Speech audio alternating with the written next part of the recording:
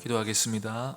하나님 아버지, 오늘도 하나님께 가까이 나아갈 수 있도록 저희에게 은혜를 베풀어 주시니 감사합니다.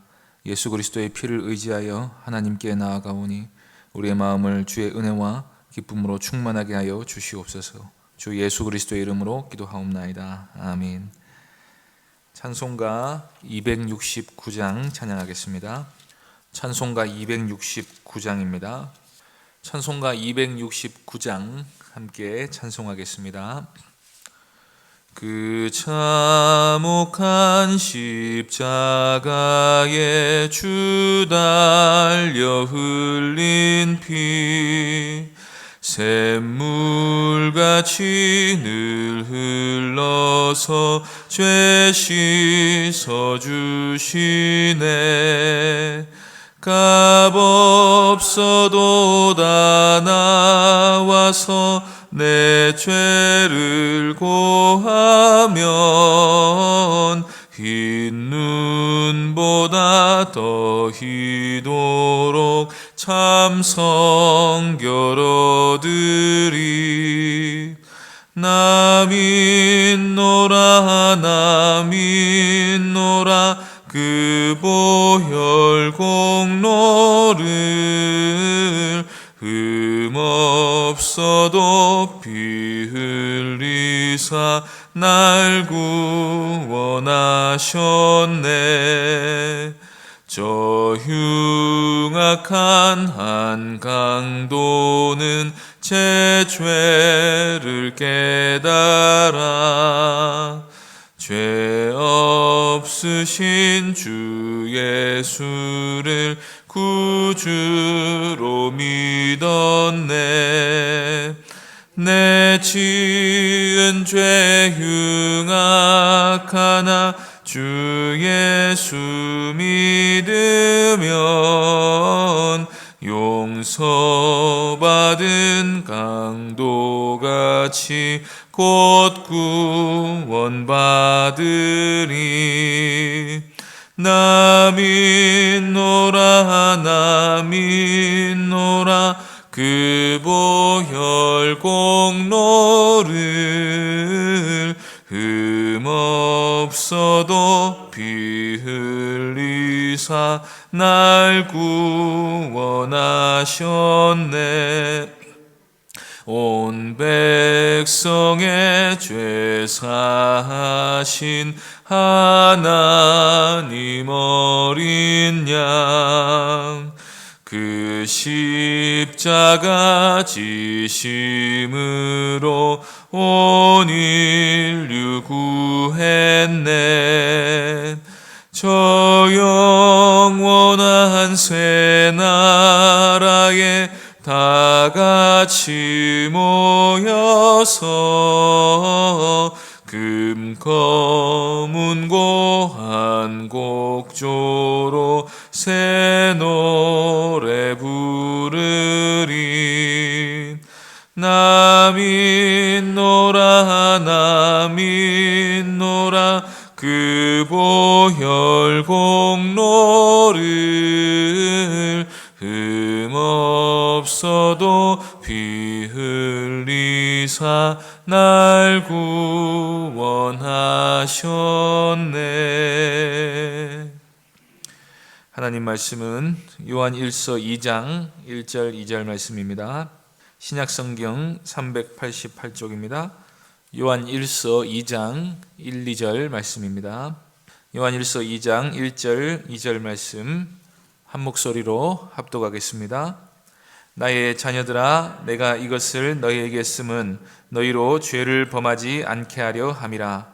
만일 누가 죄를 범하여도 아버지 앞에서 우리에게 대언자가 있으니 곧 의로우신 예수 그리스도시라. 그는 우리 죄를 위한 화목제물이니 우리만 위할 뿐 아니요 온 세상의 죄를 위하심이라. 아멘. 이 시간 우리의 대언자 예수 그리스도라는 제목으로 하나님 말씀 전하겠습니다. 요한일서 1장에서 요한은 우리의 기쁨이 충만하게 하려고 이 편지를 쓴다고 말씀했습니다. 그리고 오늘 본문 1절에서 요한은 너희로 죄를 범하지 않게 하려고 이 편지를 쓴다고 말합니다. 성도의 기쁨은 하나님과의 충만한 사귐에서 오는 것입니다. 우리가 하나님과 더욱 깊이 교제할 때 우리는 기쁨이 충만한 신앙생활을 할 수가 있습니다. 그런데 이 사귐을 방해하는 것이 있습니다. 그게 바로 죄악입니다. 하나님은 빛이십니다. 이 말은 죄를 조금도 가까이 하지 않으시는 분이라는 뜻입니다. 사람이 죄를 지으면 하나님이 진노하십니다. 아무리 작은 죄라도 죄는 하나님의 진노를 유발합니다. 죄가 있는 한 우리는 하나님을 가까이 할 수도 없고 기쁘시게 할 수도 없습니다. 하나님을 가까이 하지 못하면 하나님께로부터 오는 생명과 평안과 기쁨을 누릴 수가 없습니다. 그래서 요한이 우리로 하여금 죄를 범하지 않게 하려 한다는 말은 우리의 기쁨이 충만하게 하려 한다는 말과 같은 뜻입니다. 신자가 죄를 미워하고 의를 행하면 하나님이 기뻐하십니다. 그래서 실제로 의를 행하면 그 의가 사람을 기쁘게 합니다. 그러니 하나님과 사귐이 있다고 하는 사람은 죄를 범하지 말아야 하는 것입니다. 그런데 문제는 우리가 죄를 짓는다는 것입니다. 매일 짓고 매 시간 죄를 범합니다. 주로 우리는 생각과 입술로 범죄할 때가 많습니다. 진지하게 따지면 10계명을 단 하루도 지키지 못하고 살아갑니다. 그 악한 생각들이 구체화되면 손발로 범죄하기도 합니다. 웨스트민스터 신앙고백서 17장 3항에 보면 성도라 할지라도 세상 사람들과 방불하도록 통탄할 만한 죄에 빠질 수 있고 거기 얼마간 계속 머무르기도 한다고 말합니다. 분명히 성도이고 예수 그리스도의 핏값을 주고 산 하나님의 자녀임에도 불구하고 살인과 간음과 같은 큰 죄악에 빠지기도 한다는 것입니다. 실제로 다윗이 그랬습니다. 성령을 받아 양심이 새롭게 변화된 사람이라 할지라도 하나님의 뜻을 계속해서 무시하고 죄 가운데 있기를 고집하면 심각한 죄악에 빠질 수도 있습니다. 우리는 그렇게 실력 있는 존재가 아닙니다. 하나님의 은혜에서 떠나면 얼마든지 죄악 가운데 살아갈 수 있는 게 우리의 본 모습인 것입니다. 요한은 앞서 하나님과의 사귐이 있다고 말하는 사람은 하나님이 빛이심과 같이 빛 가운데서 살아야 한다고 말했습니다. 그리고 오늘 본문에서는 죄를 범하지 말아야 한다고 가르칩니다. 그것이 마땅하다고 합니다. 그러면 죄가 하나도 없어야 구원받는가 라고 말했을 때 요한은 그런 말이 아니라고 대답합니다. 우리가 죄를 전혀 범하지 않을 가능성은 없습니다. 구원받고 새로운 양심을 가졌더라도 우리에게는 여전히 죄성이 남아 있습니다. 그러나 전반적인 성향을 보았을 때 그리고 하나님이 우리에게 주신 구원의 목적이나 능력 자체로 보았을 때 우리는 죄를 범하지 않으려고 해야 한다는 것입니다. 죄를 미워하고 언제든지 돌이키려 해야 한다는 뜻입니다. 그런데 그렇게 최선을 다해 하나님과의 사귐을 유지하려 하다가도 우리가 범죄할 수가 있습니다. 죄를 범하면 하나님과의 사귐이 깨집니다. 원래는 그래야 합니다. 아담과 하와는 선악과를 따먹자마자 바로 하나님과의 관계가 깨졌습니다. 그런데 우리는 그렇지 않습니다. 만일 누가 죄를 범하여도 우리에게는 대언자가 계시기 때문입니다. 본문 1절 보시겠습니다. 나의 자녀들아 내가 이것을 너희에게 쓰면 너희로 죄를 범하지 않게 하려 함이라. 만일 누가 죄를 범하여도 아버지 앞에서 우리에게 대언자가 있으니 곧 의로우신 예수 그리스도라. 예수 그리스도께서 계시기 때문에 만일 우리가 혹 연약하여 실수하여 범죄한다 할지라도 하나님과의 궁극적인 사귐은 깨지지 않습니다. 왜냐하면 하나님이 예수 그리스도 안에서 우리를 의로운 존재로 보시기 때문입니다. 여기서 대언자라는 말은 헬라어로 파라클레토스라고 하는데 요한복음 14장 16절에 나오는 보혜사와 같은 말입니다. 대언자가 보혜사입니다. 예수님께서는 그때 자신이 떠나가면 또 다른 보혜사를 주시겠다고 약속하셨습니다. 그러니까 예수님이 원 보혜사시고 성령께서 또 다른 보혜사이십니다.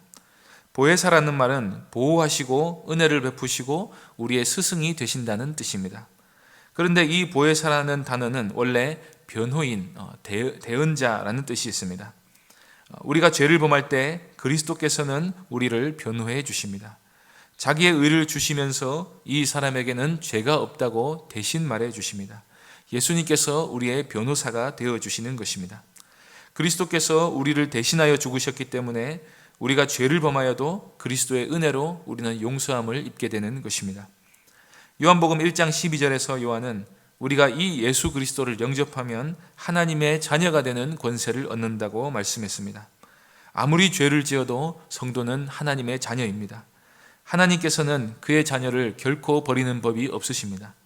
그래서 우리가 예수님의 십자가 대속을 믿으면 죄를 범하더라도 하나님께서 여전히 우리의 아버지가 되신다고 요한이 말하고 있습니다. 하나님이 그렇게 하실 수 있는 이유는 예수님이 우리의 죄값을 이미 다 치르셨기 때문입니다. 예수님이 우리의 중보이자 대언자가 되시는 방식은 화목제물이 되신 것입니다. 2절 말씀 보시겠습니다. 그는 우리 죄를 위한 화목제물이니 우리만 위할 뿐 아니요 온 세상의 죄를 위하심이라. 제물이 되셨다는 말은 우리를 대신해 죄값을 치르고 죽으셨다는 말입니다. 그런데 제사에는 번제도 있고 소제도 있고 속죄제도 있고 속건제도 있습니다.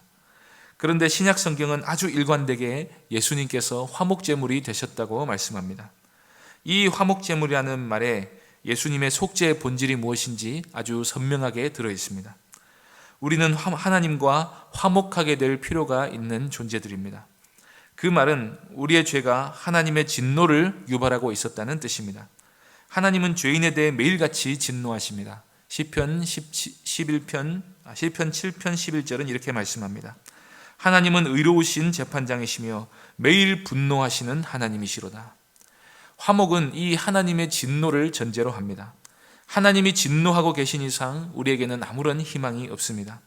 우리가 살 수 있는 길은 하나님의 진노가 사그라들고 하나님이 우리를 기쁘시게 보는 길뿐입니다. 그런데 그렇게 할 수 있는 사람이 아무도 없습니다. 사람은 하나님을 기쁘시게 하지 못하고 매일같이 범죄할 뿐입니다. 매일같이 하나님의 진노를 사는 존재일 뿐입니다. 바로 이 문제를 예수님이 해결하셨습니다. 하나님의 진노가 예수님께로 다 쏟아져 내렸습니다. 하나님의 공의가 십자가 위에서 실현되셨습니다.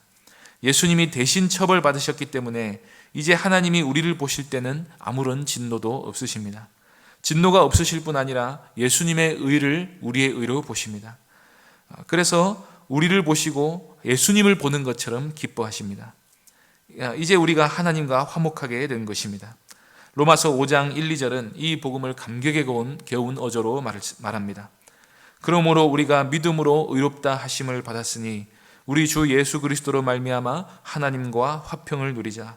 또한 그로 말미암아 우리가 믿음으로 서 있는 이 은혜에 들어감을 얻었으며 하나님의 영광을 바라고 즐거워하느니라.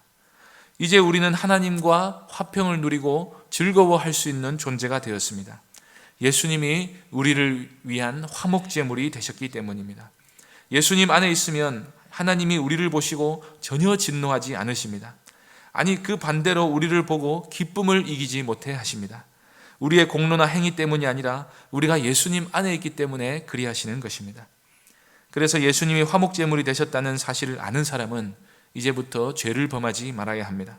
그것이 마땅한 것입니다. 관계 회복을 위한 제물이 되셨는데, 화해를 위한 제물이 되셨는데 다시금 하나님이 미워하시는 죄악에 빠져서는 안 되는 일인 것입니다. 또 예수님이 모든 죄를 용서하셨고 또 용서하실 테니 마음껏 죄를 범하자는 말을 입에 담지도 말아야 합니다. 그런 생각 자체가 배은망덕한 것입니다. 그것은 구원의 의미를 모르는 것입니다. 여기서 요한이 말하고자 하는 바는 분명합니다. 우리는 의를 행하기 위해 애써야 합니다. 그래야 하나님과의 사귐을 충만히 누리면서 그 충만한 기쁨 가운데 살아갈 수 있습니다. 그럼에도 불구하고 우리가 죄를 범할 수 있습니다. 넘어질 수 있습니다. 그때마다 우리 자신을 의지하지 말고 예수 그리스도의 의를 의지해야 합니다. 하나님과의 사귐이 원래는 불가능한 죄인이었는데 예수님이 우리를 대신해 화목제물이 되심으로 하나님 안에 들어갈 수 있게 되었다. 하나님의 자녀가 되는 권세를 얻게 되었다 하는 사실을 믿어야 합니다.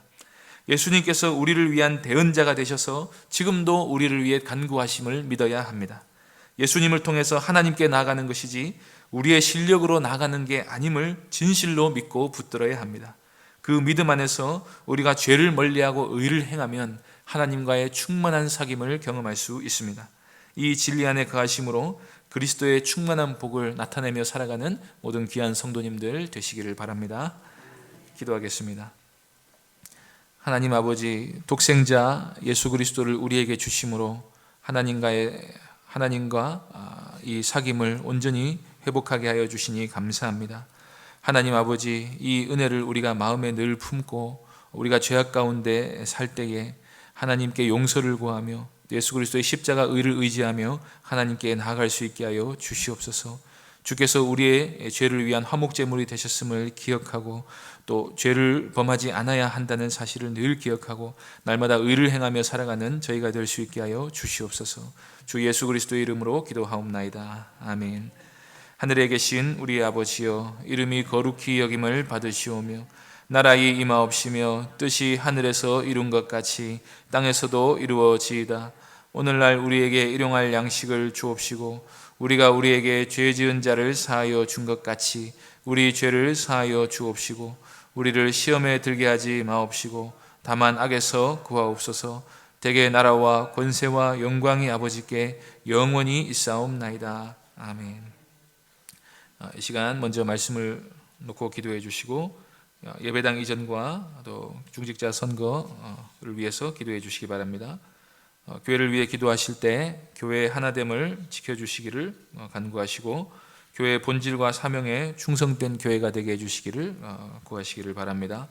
주일학교 자녀들을 위해 기도해 주시고 또 믿음이 연약한 성도들을 위해 기도해 주시고 개인적으로 기도하시기 바랍니다.